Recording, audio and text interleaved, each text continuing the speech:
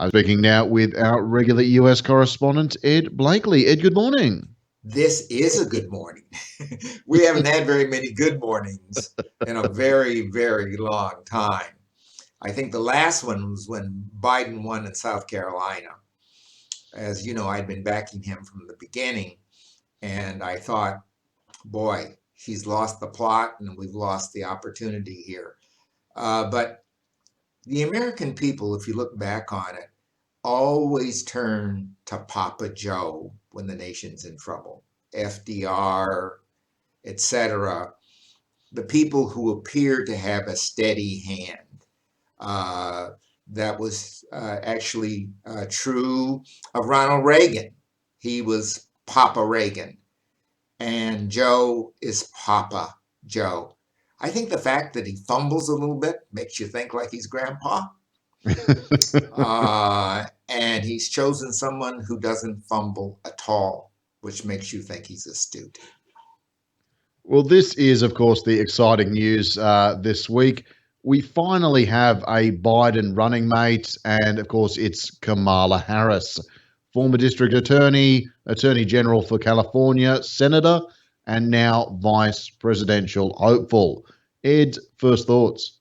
My first thoughts is I'm getting my Harris for president stickers ready because she will be the Democratic candidate. And the real question is who she will choose for her running mate. Joe really has basically said, this is a transition period for me. He'll stay in a little longer if it's needed, but he's really transitioning, and she's young enough for one term or two terms.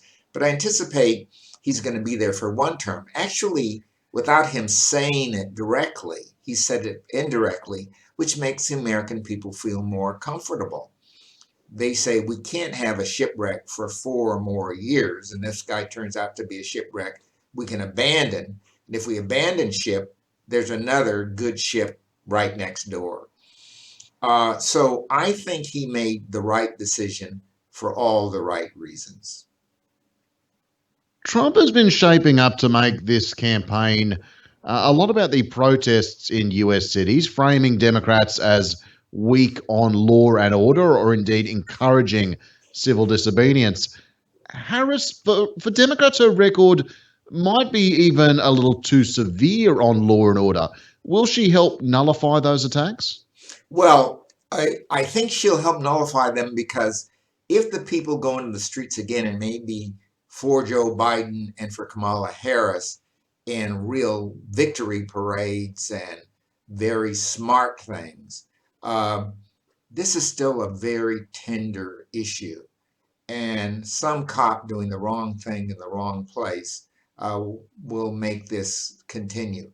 But if they win and are able to pass the kind of bills they're talking about, people will think they're on their sides. And the mamas and the grandpas, black, brown, and Asian, will come out in the streets in support of making the country right. And that's what we need right now.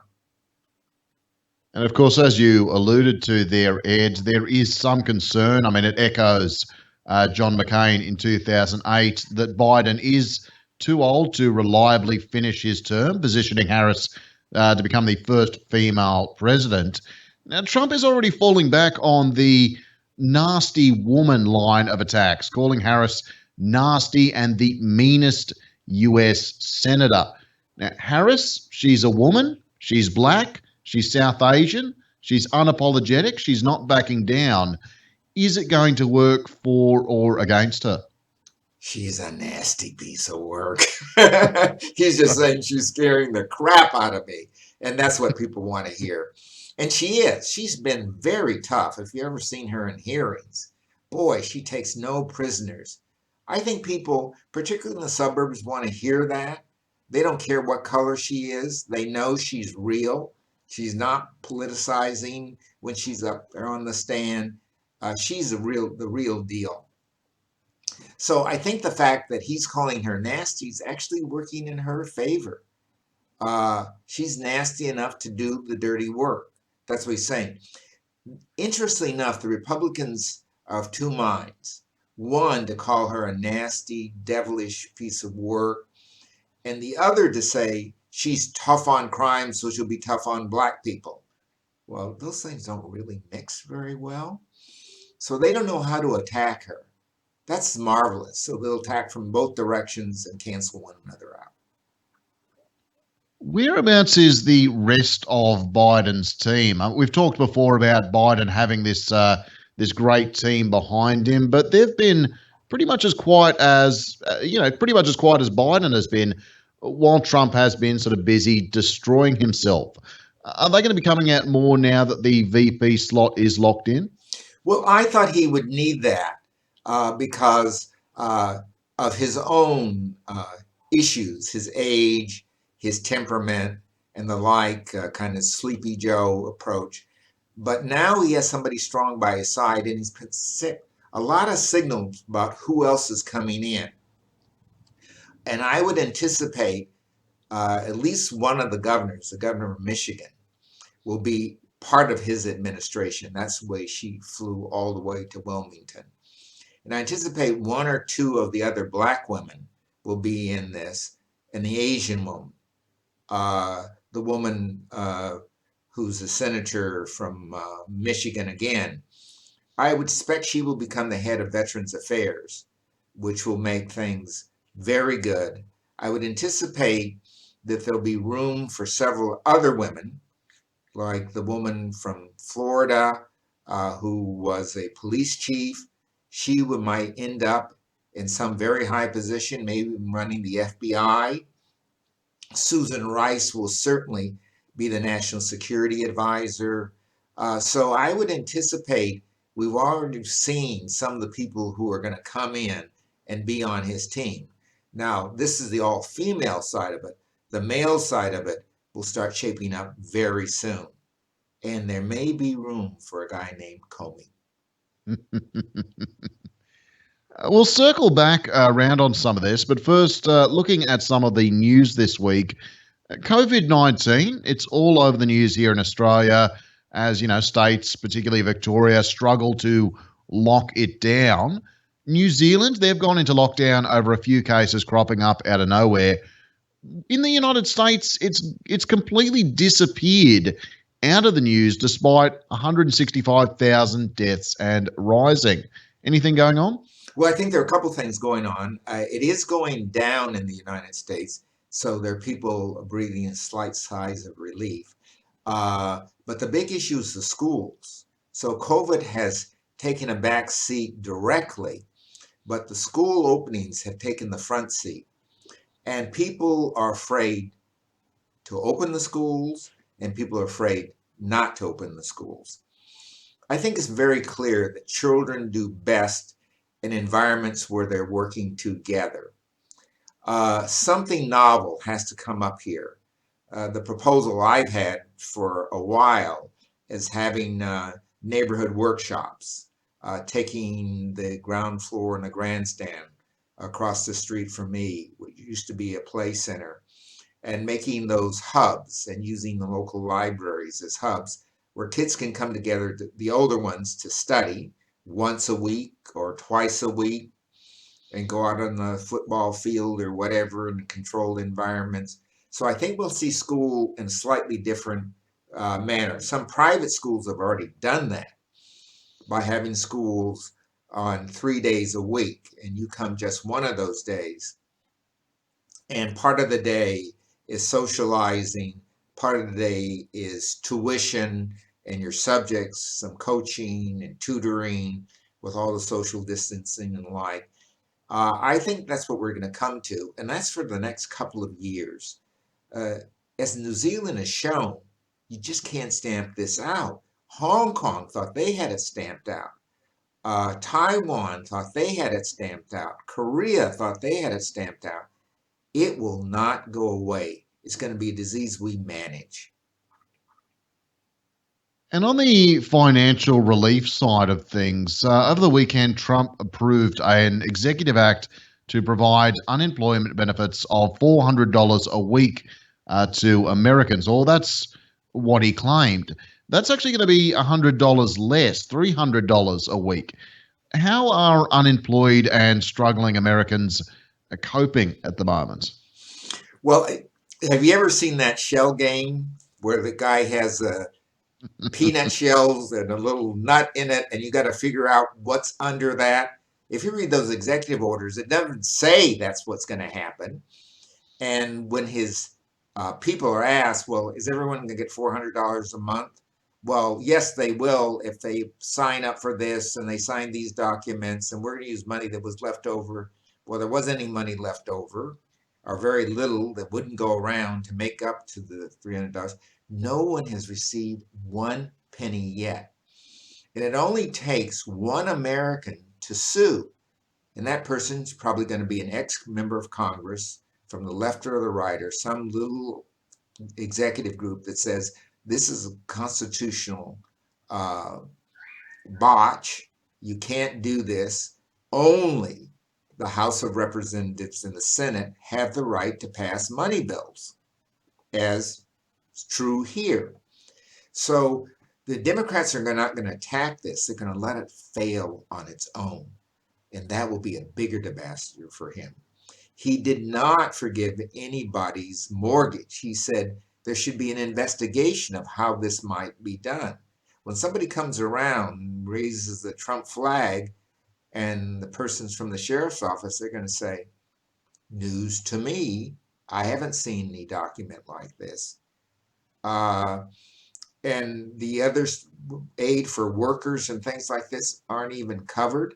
The student loans, I've been harping on this from the beginning. I said Trump should forgive the student loans. That would make him popular forever. But now that he's done it, it's a bit too late. And the people are already up into their eyeballs and have their rents to pay. So they don't think much of this. And by the way, another president, Clinton, allowed for that. And he's simply doing what Clinton provided. I think the interesting thing about this stimulus is nobody's talking about it. The Great American Outdoors Act. Supporters say this is the most significant conservation act enacted in half a century, devoting nearly $3 billion a year to conservation projects, outdoor recreation, and maintenance of national parks and public lands.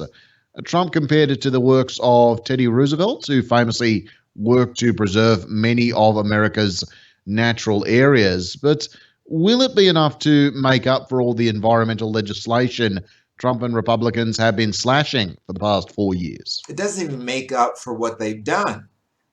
So it's kind of, we tore down your parks and now we're paying to have 2 or 3 of the swings redone.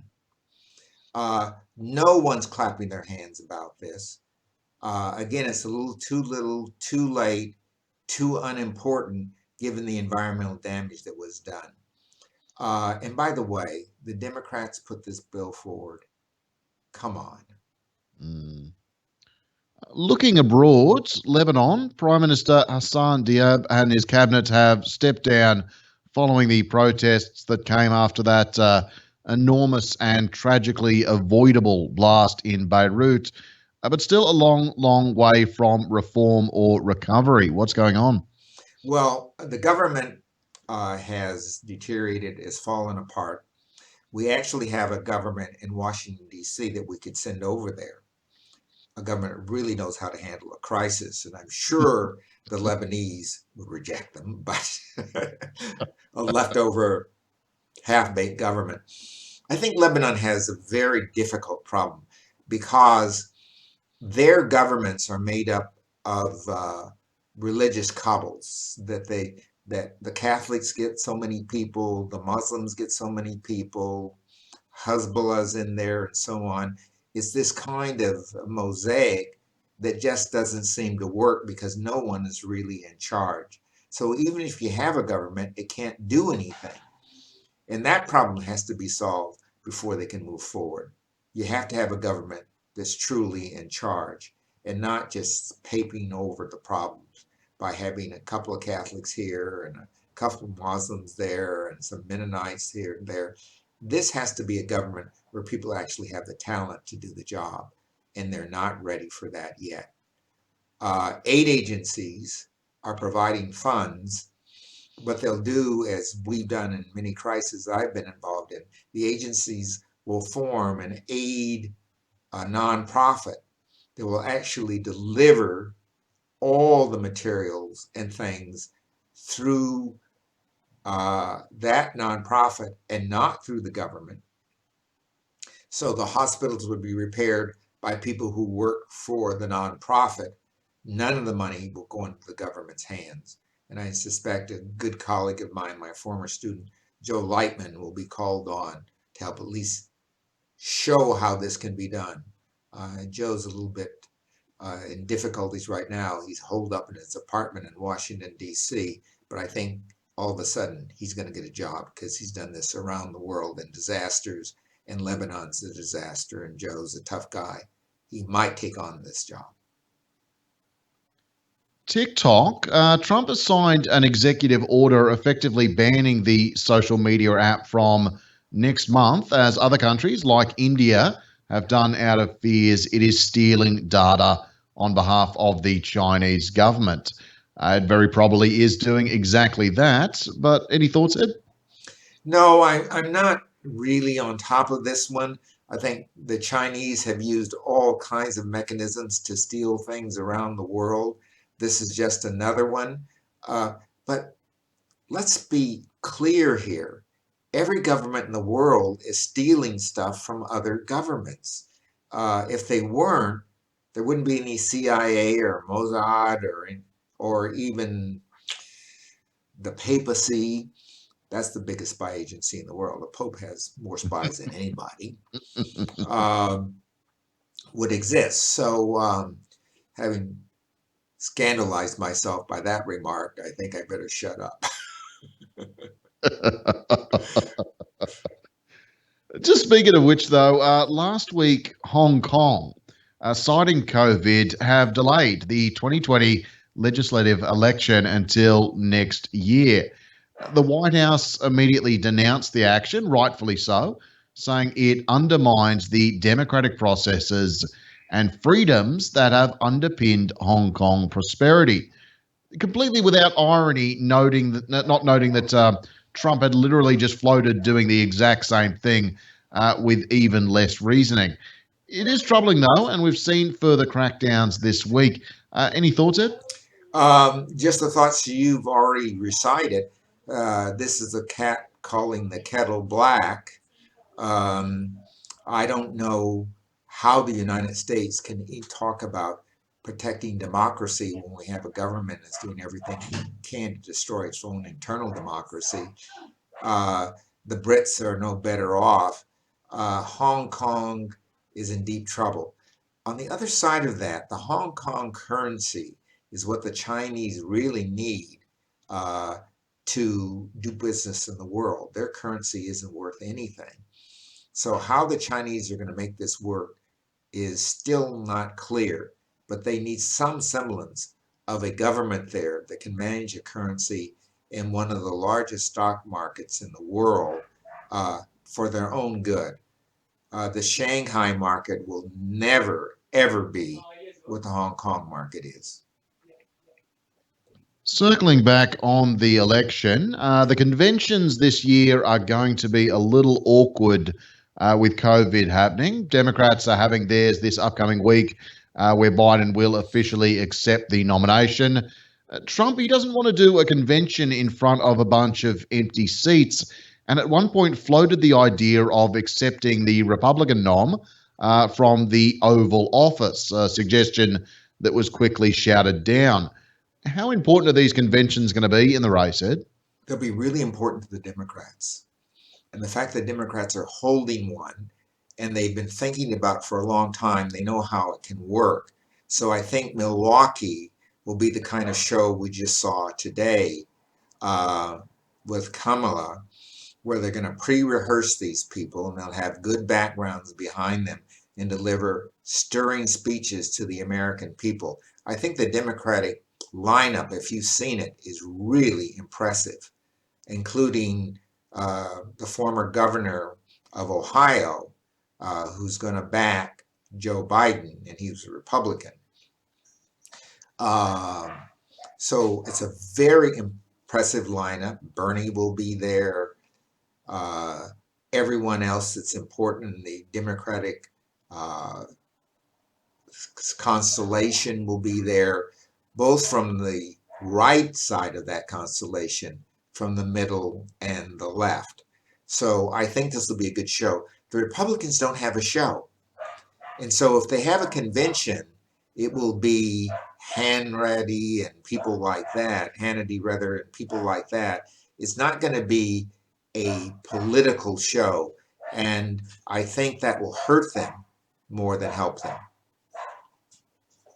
And in terms of dirty tricks this election, Republicans are pretty much full of them. Combined with non-stop attacks on mail-in voting, they have absolutely torn apart the United States Postal Service.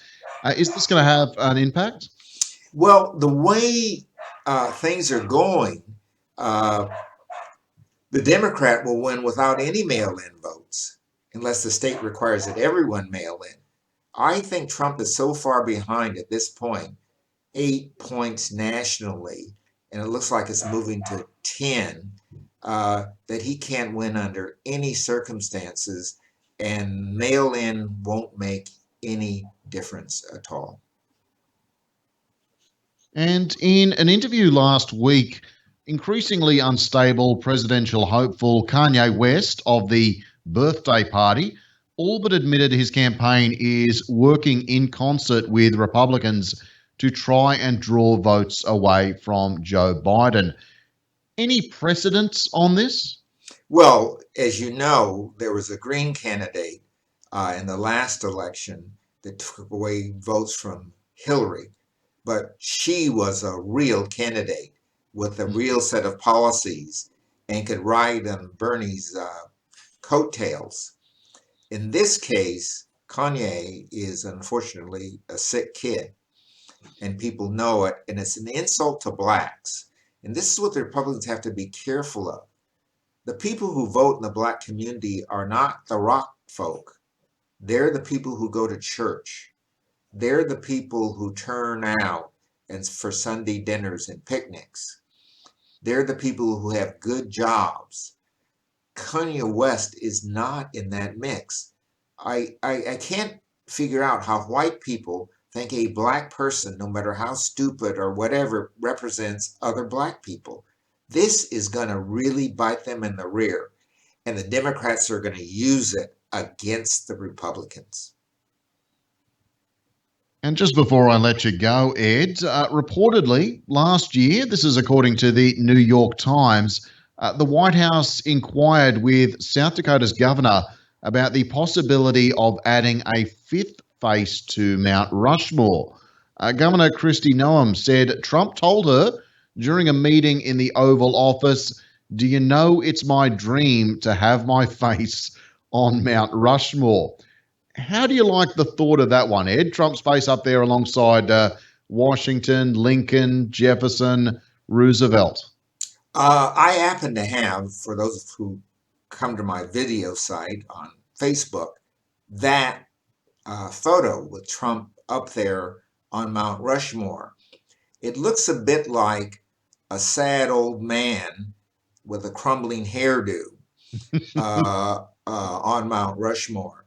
You know, it's like he says, well, Time Magazine wanted me to put me on as their cover, and the Yankees wanted me to throw out the first pitch. Can he think beyond himself at all? How does this man get up every day and do anything? And the truth of the matter is, if you've seen his executive schedule, he does nothing. He starts at 8 o'clock in the morning. He may have one meeting in the afternoon, and the rest is executive time, watching television. He is not governing the United States, and not even trying to. And I know where his face will be. Have you seen those things with your numbers below your name and your height and so forth in the background? I think that's the picture we'll get of Trump. in the Manhattan DA's office. Well, there's plenty more race left to be run in this one. We, of course, will be touching on all the latest. No doubt the convention next week, mate. I'll talk to you then. Yeah, and I think this will be a really good convention. I think safety here is bigger than just COVID. I think the people who are candidates for office, given the wildness of some of the adversaries, are really dangerous folk. So I hope and give my blessings to the Democrats because they are now big targets. Take care. Take care, mate.